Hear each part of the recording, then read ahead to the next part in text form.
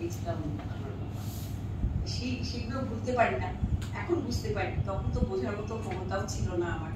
17-18 বছরের মেয়ে কি বুঝবে, আর তখনকার সমাজে আর কি বলবো। না, আমি ফিল্ম লাইনে আসি 8 বছর বয়সে। তখন মানবই গার্লস স্কুল বলে একটি, হ্যাঁ তখন একটা বাচ্চাদের রোল করে, তারপরে আস্তে আস্তে বায়োলজিক্যালি বেশি হতো। ওই সাধক কমলাকান্ত, মহাতীর্থ কালীঘাট, ওইগুলোতে করেছিলাম, আরো কয়েকটা এরকম ধরনের।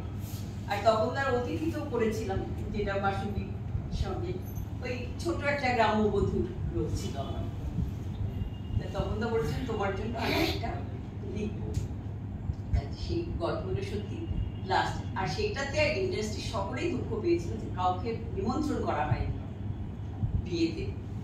সেই এগুলো এখন বলে কিছু লাভ নেই, যারা কষ্ট পেয়েছে পেয়ে গেছে। আমরা খুব আনন্দিত যে আমরা ওই ছবিগুলো দেখতে পাই, কৃষ্ণাকেই দেখতে পাই।